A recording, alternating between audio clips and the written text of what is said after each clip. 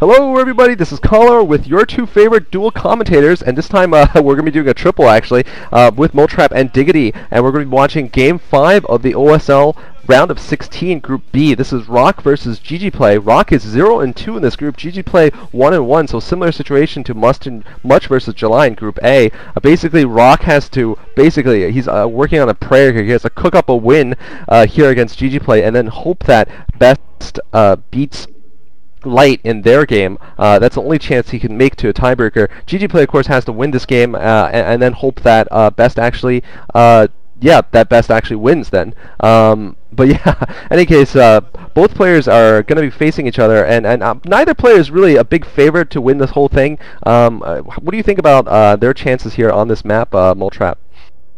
Yeah, this is, well, first of all, I don't favor either of these players at all. I'm not a fan of Ro16, and he hasn't been playing very well lately. He did decently at the beginning of last season, but this season he's just been kind of very lackluster. GGPlay, I know Diggity's probably going to go back and, and speak kindly of him, but I don't think he's that solid of a player, especially these days. Even when he won an OSL, I don't think that he showed extremely good style in doing it. I think GGPlay does have a little bit of an advantage, as you mentioned on this map, Return of the King. It's got these short corridors, especially between the positions that these two players are in. The shortest distance between, it looks like Ro16 is in orange, I believe, at the top left, and GGPlay is going to be in, oh, I'm sorry, Ro16 is in yellow at the top left, GGPlay is in white at the bottom left. So the fastest route is going to be through these narrow corridors, which are easy to block up. And so it's going to be easier. It's going to be very difficult for a Zerg player to kind of get a surround on enemy units. Wow, Team Liquid, SCG, wow. Every single fan site ever on that one sign. Nicely done. So yeah, I think Ro16 has a bit of an advantage as far as the map goes, but like I said, he's been playing like crap, so we'll see how he does. Yeah, special shout out to whoever that was. Go ahead and come into the forum and be like, that was me.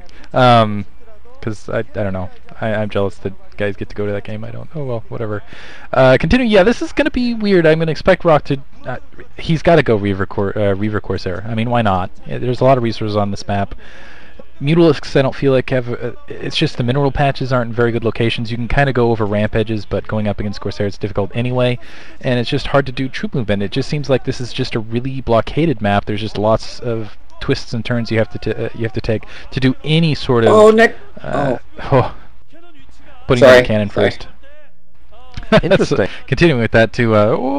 Yeah. Anyway, Zerglings are coming out. Looks like GGPlay went for a 9-pool. He's going to do a 9-pool speedling attack, and he's actually. It looks like he's heading the right direction. I was wondering if he's going to scout it, but it looks like he did have an Overlord in position to do so. First cannon's down. I don't see a second cannon down for Ro16, so this actually might be a fast game.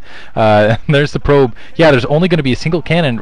All the probes have to come off the line at this stage. He's got to at least get 4 probes off to help deal against these Zerglings. There's 2 additional Zerglings coming alongside. He's got 1 probe in position, only 2 probes in position to help. He's got to get more there, otherwise he's going to end up losing both those cannons. First cannon up, and GGPlay backs off. I'm surprised by that. I'm surprised GGPlay backed off. I think he could have taken that with the additional Zerglings he had with reinforcements, but instead of committing with that attack, he backed off, and now Ro16 is bringing a lot of the probes down. He's got a defensible position. Interesting. So GGPlay's been really non-committal lately, honestly, and that's one thing that's frustrating to me, is it looks like he's been in good position against. In the last match, I remember seeing him play, I felt like he could have gone Mutalisks and won it, but it looks like he's just been happy to block the scout and actually not even almost not successful in blocking the scout right there. He wants to make sure he limits the Ro16 to 2 bases instead of letting him basically take that entire side of the map. But really I feel like, yeah, troop movement is a difficulty here in Hydralisks, which have been basically the preferred thing to do against Protoss players lately. I don't feel like their mobility is just such a huge cost. Yeah, I think part of the reason why he put up that 1 cannon, just to go back to it for a sec, is that he didn't scout, didn't manage to get a scout into GGPlay's base before he had to decide whether to go Nexus first, if GGPlay was going 12 hatch, or to go for the cannons first. So he had to put up that 1 as sort of a compromise, and it was very lucky for him that he managed to see those Zerglings as they came out, so he could get that second cannon in. Otherwise, he would have lost the game right there. Looks like he's still forced to hold a lot of probes there next to the cannons, and with those probes, he's gonna lose certainly a little bit on resources. But meanwhile, GGPlay looks like he's actually going for another expansion there at the 7 o'clock position.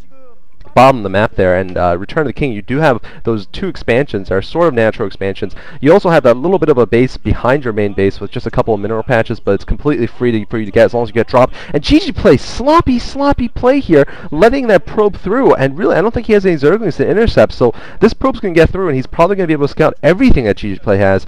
Really not the best of play from GGPlay. And one thing to note, though, that the statistics on this map are absolutely appalling for Protoss. Believe it or not, Zerg is 5-0 against Protoss so far. It's a small sample pool, of course, but that's pretty incredible. And we're going to see a lair here, probably a Hydros build here, but yeah, definitely a mistake by GGPlay to let that probe in.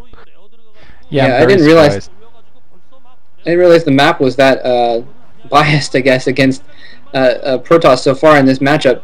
But I think both players are kind of showing us how I mean, obviously they're both extremely good players, but they're both showing how they're not that S rank type of player. They're both making these little mistakes, you know, leaving probes, a few too many probes, I think, blocking cannons, and GGPlay missing scouts, and the Rock not even scouting initially, getting confused in his scouting. So just these little errors that are, you know, just slightly inefficient, the kind of thing that if they were against a player of a higher caliber would completely get them owned. But this is still a relatively even matchup because they've both been kind of making those little mistakes like that. We're going to have to see how it goes in the long run, obviously. But yeah, the Rock, he's got his target up, producing his Force Corsair. Now sometimes we'll see the Protoss just make a single Corsair and then switch to plant down 4 gateways or something like that. Sometimes they'll keep producing those Corsairs and try and go for the air. I really don't think that GGPlay has the guts to go for the build that has been popular lately of going for the quick Spire. Oh, never mind, there's a Spire. My bad. my bad. So he might try and do that. I don't think he's going to go for a Mutabomb or anything like that, though. We'll have to see what he does. Yeah, honestly, yeah, last game it looked like he was going to go for Mutabomb, and then he didn't. He's in a position to do it here. This is a 3-hatch Mutalisk build, but he's put down an additional hatchery alongside, and there's the Hydralisk Den, so it's almost, he's going to use that Spire to get that couple Scourge just to knock that Corsair out of the air, at least chase it off Scout, then switch into Hydralisks, and this is what we saw him do last game as well, and honestly, this is kind of what he's been doing what he's been doing for a while in general, and I don't know that it'll be all that effective. I'm realizing now on this map, what the issue is essentially Protoss players get just pinned in by a lot of Zerglings on this narrow gap, a lot like that. So anyway, yeah, and it looks like a Rock now getting down some additional gateways, not producing any additional Corsairs. Add the Scout, he has those 3 Corsairs, feels like he can be effective with those, keep the Scout up. Only 2, there's a couple of Scourge alongside, now the Mutalisks, sorry, the Hydralisks being produced alongside. So shifting in towards the mid game, and we'll see what player basically decides to make the first move, whether GGPlay is going to push up, and Rock in standard formation, or I should say standard form, going for the robotics facility, going for Reavers. That is, yeah, pretty much a standard queue. Interesting enough, though, he put up a lot of gateways at the same time, so usually you don't see Protoss going for that many gates. Meanwhile, managing to pick off 1 Overlord there. In general, you want to just see a faster rush, perhaps just to get those Reavers out as massively as possible in as much number as possible. Oh, looks like Scourge catching 1 of these Corsairs. I think they're going to get all the Corsairs here of the Rocks, or, I'm sorry, they're going to all land on the Corsairs. Looks like the Rock trying to desperately run away. Meanwhile, Mutalisks have been produced for GGPlay. Rock's forced to move out with his Zealots here, and GGPlay is actually taking quite a lead in this game, actually. He's picking off a number of probes. Rock with just a couple of slow Zealots there moving out, and he's still, I don't think he has that first, well, it won't actually matter if he gets that first Reaver out, because just those 4 Mutalisks are doing a lot of damage inside the main base. So GGPlay, despite Moletrap's assumption that he wouldn't have sort of the chutzpah to go for this, has gone for Mutalisks, and if he continues to get some more Mutalisks, which I don't know, I haven't seen any reinforcing Mutalisks. Actually, no, there are some reinforcing Mutalisks. He can do a lot of damage right now. He can actually kill off the Rock this early. He's so far managed to have brilliant Scourge play. I have to credit him with that, picking off every single Corsair there, and the Rock, really kind of a nothing build. I think if he was supposed to go for Reaver Sarah, you're supposed to do it the right way, which includes 2 Stargates. You need those Stargates to prevent against exactly this. And now I think GGPlay is hugely, GGPlay is hugely in the lead. Oh, GGPlay picking off the shuttles. So it doesn't even matter that the Reaver lands. And I have to say, the Rock's strange, unorthodox build going for this 1 Stargate into Reavers has really cost him the game, I feel. Yeah, this is pretty ridiculous. You're right. The Rock, he put down gateways, he put down the robotics support bay. He kind of did a little bit of everything and not enough of any of it. And as Diggity pointed out, he stopped producing Corsairs. He made those 3 Corsairs and then stopped. Usually with the Corsair Reaver build, you want to like build Corsairs. I don't know. Maybe he was going to go for a Dragoon Reaver build instead, which is not terribly common, but you know it's also can be made effective. But anyway, a huge advantage here for GGPlay, and he's going in here now with a lot of Mulists. These Mulists are going to easily be able to dispatch these Dragoons in just a few minutes here. Yeah, and there's Rock just is not going to have anything to defend against these Mulists. He really needed a bunch of Corsairs out at this point, and he just doesn't have them. He hasn't even. He's producing another one now, but there's Scourges waiting to slaughter it as soon as it comes out of that Stargate. So I'm pretty sure that GGPlay is going to take this game.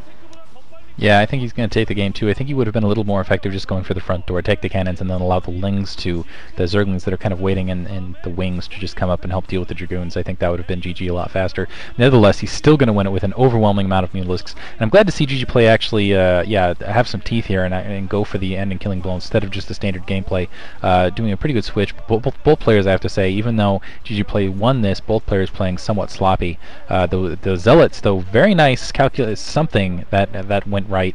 That basically saved Rock momentarily, but yeah, then immediately going Dragoons after. Overwhelming Mulisks ends up beating Dragoons almost every single time, and there's the GG from the Rock. GGPlay ends up winning.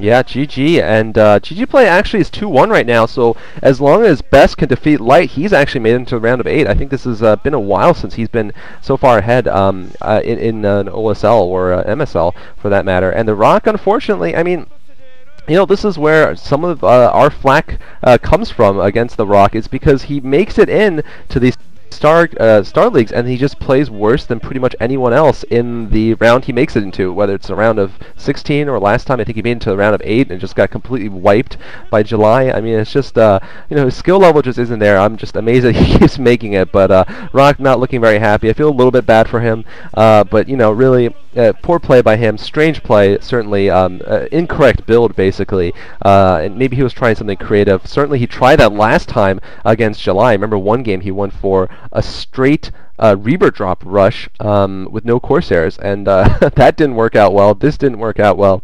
So now GGPlay can look for either a victory and leaving this group if Best wins against Light, or a 3-way tie between Best, Light, and GGPlay if Best loses to Light in the next game in this group. Yeah, just real quick, I I admit I didn't expect that out of GGPlay. I mean, he's usually not that. He's usually rather, well, lately at least, he's been kind of a timid player. He just, I mean, he hasn't had the guts to do those kind of builds to win a lot of games, and that's why he hasn't been in Star Leagues a lot lately. But maybe this is a turnaround. Maybe he's gotten some grit to him now, and he's going to come, and if he does make it to the next round, maybe we'll be able to see some OSL champion GGPlay instead of as of late, you know, Pro League dropout. Yeah, I really want to see GG play well. I want to see him back in top form. I really enjoyed watching him play through that OSL championship when he took it. I was rooting for him all the way, and I'll continue to root for him. I still think that he's essentially my favorite Zerg player, so go GG play. That's about all I have to say on the subject. Alright guys, thanks for watching, and stay tuned for Group C.